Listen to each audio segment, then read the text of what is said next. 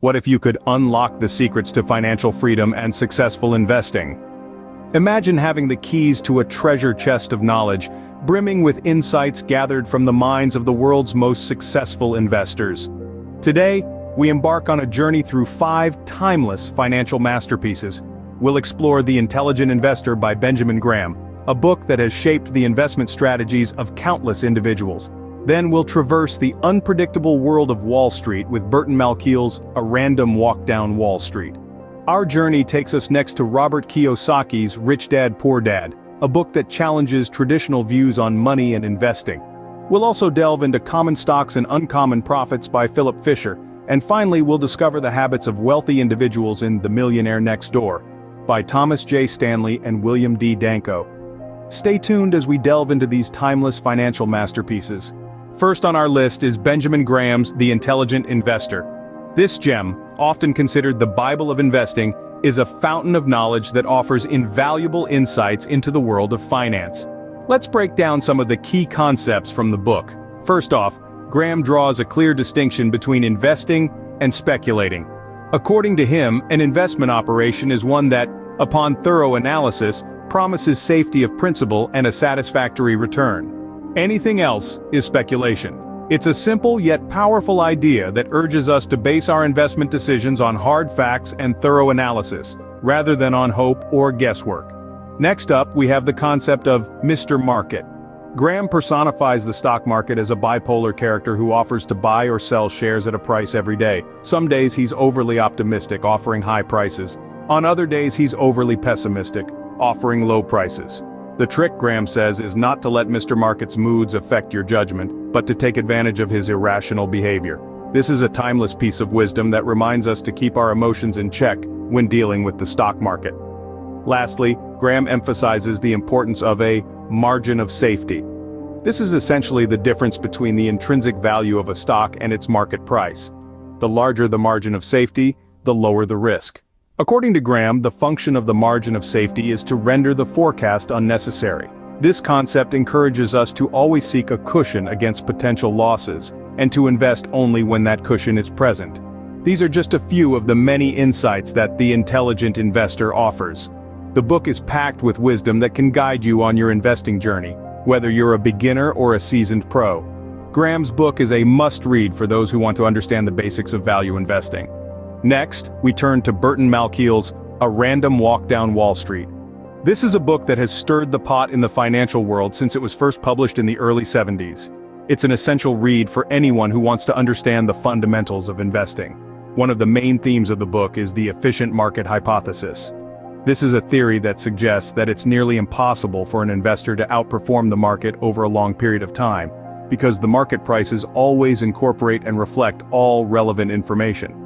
In other words, the market is always fair in its pricing. Now, if you're scratching your head wondering how you can make money if the market always has the upper hand, Malkiel has an answer for that too. He suggests that instead of trying to outsmart the market, investors should focus on matching it, and that's where the concept of index funds comes in. Index funds are a type of mutual fund with a portfolio that matches or tracks the components of a market index, like the S&P 500. They offer broad market exposure, low operating expenses, and low portfolio turnover. Malkiel believes that for the average investor, index funds are a more reliable and less risky way to grow wealth over time than trying to pick individual stocks. But Malkiel doesn't stop there. He also emphasizes the importance of a diversified portfolio. Having a blend of different kinds of investments can help to reduce risk. If one investment doesn't perform well, others might do better, balancing things out.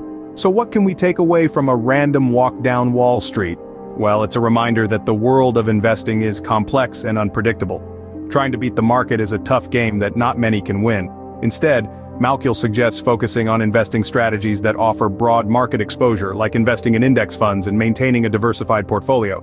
For Malkiel, investing success is less about picking individual stocks and more about broad market exposure. Let's now explore Robert Kiyosaki's Rich Dad Poor Dad. This book is a journey through contrasting financial philosophies as seen through the eyes of a young Kiyosaki. He compares his own father, a highly educated but financially struggling man, the poor dad, with his friend's father, a school dropout but a financial genius, the rich dad. The lessons learned from these two men form the crux of this enlightening book. One of the key lessons from Rich Dad Poor Dad is understanding the difference between assets and liabilities. Kiyosaki simplifies it by stating, assets put money in your pocket, while liabilities take money out. Many of us, like the poor dad, mistake our home as our biggest asset, not realizing it's actually a liability, draining our wealth. Another fundamental teaching is the importance of financial education. Kiyosaki firmly believes that financial literacy is not adequately taught in school systems. He argues that understanding money, how to make it, manage it, and multiply it, is crucial to breaking the cycle of financial struggle and achieving financial freedom. The most profound concept in Rich Dad Poor Dad is perhaps the idea of making money work for you. The rich dad emphasizes that the wealthy don't work for money, they make money work for them. This is achieved by investing in income-generating assets like real estate and stocks, instead of relying on a paycheck. It's about turning the tables on money, becoming its master, rather than its slave. Kiyosaki also points out that fear and cynicism are the biggest obstacles to financial success. The fear of losing money often prevents us from taking calculated risks, and cynicism blinds us to opportunities. Overcoming these mental roadblocks is key to achieving financial independence. Rich Dad Poor Dad is not just a book, it's a financial revolution. Kiyosaki's book challenges traditional views about money and encourages financial independence through investment. It's a call to action, urging us to change our money habits and rewrite our financial stories. It's about time we all had a rich dad moment. Our fourth book is Philip Fisher's Common Stocks and Uncommon Profits. A classic in the field of investing, Fisher introduces us to some revolutionary concepts. One such idea is the scuttlebutt method, a unique approach to researching companies. Rather than simply relying on financial statements, Fisher encourages investors to dig deeper. This could mean talking to customers, suppliers, and competitors to gain a comprehensive understanding of a company's position in the market. Fisher also presents us with a checklist of 15 points to look for in a common stock. They range from the company's management quality, to its competitive edge, to its financial strength and capital structure. These points provide a blueprint for spotting a potentially profitable stock. But perhaps the most impactful idea Fisher imparts is the importance of long-term investing. He advises us to resist the temptation of quick profits and instead, hold on to good stocks for years, even decades. He argues that the real money isn't in the buying and selling but in the waiting. In essence, Fisher teaches us not just to be investors but to be owners. To look beyond the numbers and understand the business, to think long-term, and to hold on to good stocks through the market's inevitable ups and downs. Fisher's book has greatly influenced modern investment theory and is a favorite among many successful investors. Finally, we have The Millionaire Next Door by Thomas J. Stanley and William D. Danko. This insightful book, based on years of research, shatters common misconceptions about the wealthy. The authors discovered that many millionaires don't actually live in Beverly Hills or drive fancy sports cars. Instead, they're often found in middle-class neighborhoods, driving second-hand vehicles and living a modest lifestyle. The book emphasizes that living below one's means is a key strategy for amassing wealth. It's not about how much you earn, but rather how much you keep.